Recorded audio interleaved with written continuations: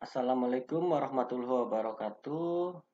Saya Basirun Febriwanto dari kelas MJ301. Di sini saya akan membahas tentang makalah tentang fenomena penggelapan pajak di Indonesia dengan menganalisis kasus mantan Dirjen Pajak Hadi Purnomo dan dampaknya terhadap reformasi birokrasi di Direktorat Jenderal Pajak. Puji syukur saya panjatkan kehadirat Allah atas segala limpahan rahmat, hidayah, dan karunia-Nya sehingga saya dapat menyelesaikan tugas ini dengan baik. Makalah ini disusun dalam rangka memenuhi tugas ujian akhir semester mata kuliah perpajakan yang diampu oleh Bapak Wahyu Purbo Santoso. Pendahuluan, latar belakang. Tindak pidana di bidang perpajakan tidak berhenti-henti. Upaya wajib pajak menghindar dari kewajiban terus saja terjadi. Pejabat negara yang semestinya memaksa wajib pajak memenuhi kewajibannya justru membantu mereka untuk mengemplang pajak. Penetapan mantan Direktur Jenderal Pajak Hadi Purnomo oleh Komisi Pemberantasan Tindak Pidana Korupsi atau KPK sebagai tersangka pada kasus keberatan pajak PT Bank Sentral Asia atau BCA menambah fakta empiris atas asumsi bahwa pat-gulipat antara wajib pajak dan aparat pajak masih banyak dipraktikkan. KPK menetapkan Hadi Purnomo yang juga mantan Ketua Badan Pemeriksaan Keuangan atau BPK sebagai tersangka kasus dugaan korupsi terkait pajak PT BCA tahun 1999. Hadi Purnomo ditetapkan sebagai tersangka dalam kapasitasnya sebagai Direktur Jenderal Pajak tahun 2002 sampai 2004 dan akan dikenakan pasal 2 ayat 1 atau ayat 3 Undang-Undang Nomor 31 Tahun 99 tentang pemberantasan tindak pidana korupsi Jungto pasal 55 ayat 1 KUHP. Hadi Purnomo diduga melakukan perbuatan melawan hukum, yaitu menyalahgunakan wewenang dalam menerima seluruh permohonan wajib pajak atas surat keterangan pajak nihil atau SKPN. Pajak PT BCA tahun pajak 99 dan menyalahi prosedur dengan menerima surat permohonan keberatan pajak BCA. Atas perbuatan tersebut, negara diduga mengalami kerugian sebesar 375 miliar rupiah, yaitu pajak yang seharusnya wajib dibayarkan PT BCA kepada negara jika perbuatan melawan hukum Hadi Purnomo terbukti. Akan menjadi ironis, karena upaya Direktorat Jenderal Pajak atau Ditjen Pajak melakukan pembenahan dan percepatan reformasi birokrasi dilakukan pada masa Hadi Purnomo sebagai Dirjen Pajak, yaitu sejak tahun 2002, meskipun secara nasional baru diresmikan pada tahun 2007. Perumusan masalah. Pajak berkaitan erat dengan penghasilan seseorang atau korporasi, termasuk penghasilan hasil korupsi. Tindak pidana di bidang perpajakan termasuk kategori tindak pidana di bidang administrasi, yaitu wajib pajak tidak membayar pajak sesuai dengan kewajibannya. Kepatuhan 5 wajib pajak berkaitan dengan penerimaan pajak yang dapat meningkatkan penerimaan negara. Secara filosofi, pidana di bidang perpajakan tidak ditujukan untuk pemiskinan pelakunya, namun dapat berefek pada perilaku pelakunya. Pidana di bidang perpajakan pada dasarnya merupakan upaya terakhir meningkatkan kepatuhan wajib pajak. Korupsi di bidang perpajakan identik dengan praktik suap menyuap, perbuatan melawan hukum dan penyalahgunaan wewenang. Pihak yang berperan adalah pegawai atau pejabat Ditjen Pajak, hakim dan pegawai pengadilan pajak, advokat, konsultan pajak, perantara, serta wajib pajak. Praktik korupsi di bidang perpajakan terjadi di dua wilayah, yaitu internal dan eksternal. Korupsi yang terjadi di internal terkait dengan praktek suap, kolusi, atau nepotisme dalam pengadaan barang dan jasa ataupun penempatan pegawai dan pejabat di lingkungan pajak.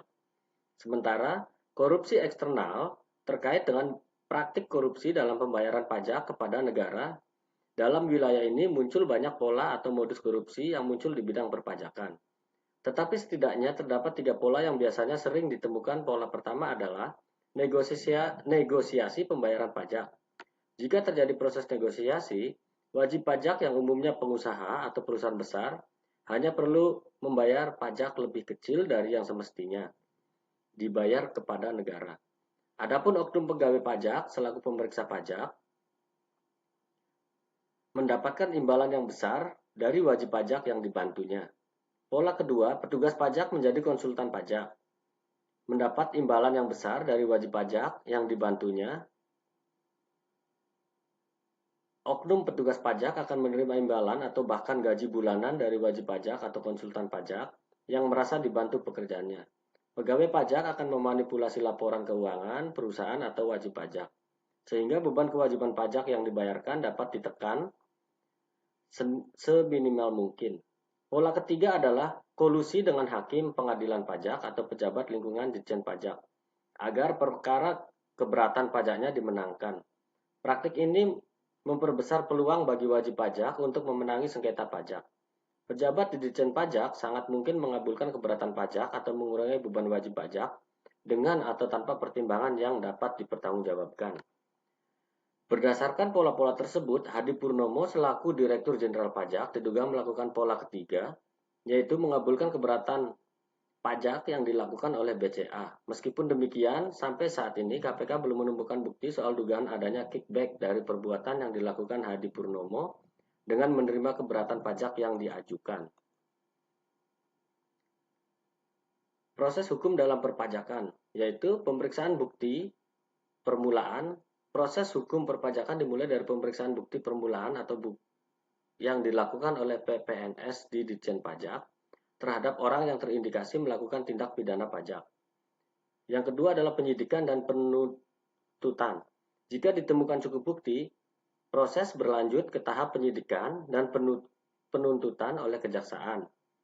Yang ketiga adalah sidang di pengadilan. Terdakwa kemudian disidangkan di pengadilan pajak dan jika terbukti bersalah akan dijatuhi hukuman berupa kurungan denda. Upaya reformasi birokrasi Ditjen Pajak. Penataan organisasi. Ditjen Pajak telah melakukan penataan organisasi, perbaikan proses bisnis, dan peningkatan manajemen sumber daya manusia. Demikian juga dengan remunerasi. Gaji pegawai pajak dinaikkan untuk mendorong kinerja dan mengurangi motivasi untuk melakukan korupsi. Yang ketiga adalah pemberi informasi atau sosialisasi. Program pemberi informasi dari kalangan Ditjen Pajak diharapkan dapat mencegah lebih dini kemungkinan terjadinya niat seseorang menyalahkan wajib pajak. Dalam wajib pajak ini, peran berbagai pihak dalam pencegahannya, yaitu aparat penegak hukum. Aparat penegak hukum seperti KPK dan Kejaksaan memiliki peran penting dalam menindak tegas pelaku tindak pidana pajak. Dan legislatif atau DPR perlu meninjau kembali ketentuan perpajakan yang berpotensi menjadi celah korupsi. Dan yang terakhir adalah masyarakat. Masyarakat perlu berperan aktif dalam pengawasan dan pelaporan kasus penggelapan pajak.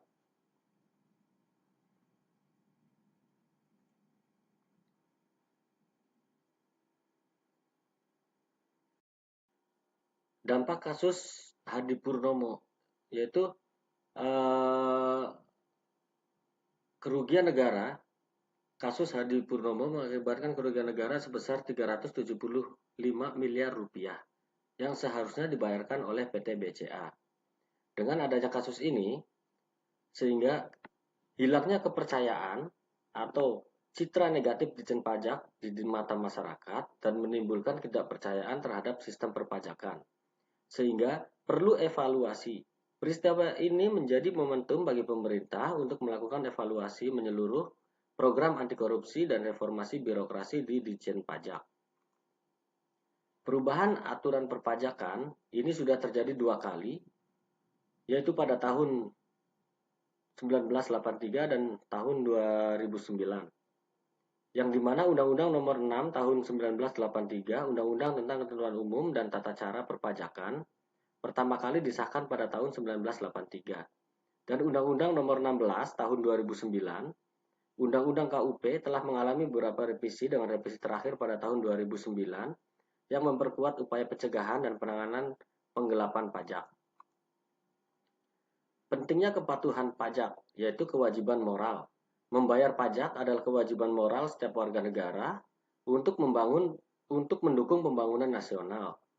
Peningkatan penerimaan negara, kepatuhan wajib pajak yang tinggi akan meningkatkan penerimaan pajak negara yang dapat digunakan untuk membiayai berbagai program pembangunan serta untuk keadilan sosial. Sistem perpajakan yang adil dan efektif akan menciptakan keadilan sosial di mana setiap warga negara berkontribusi sesuai dengan kemampuannya.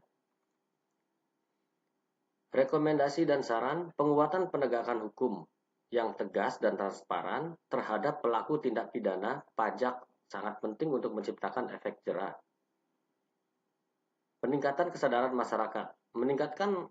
masyarakat tentang pentingnya membayar pajak melalui kampanye dan edukasi, dan transparansi dan akuntabilitas.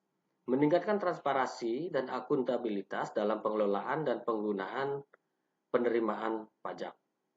Demikian pembahasan saya dan terima kasih.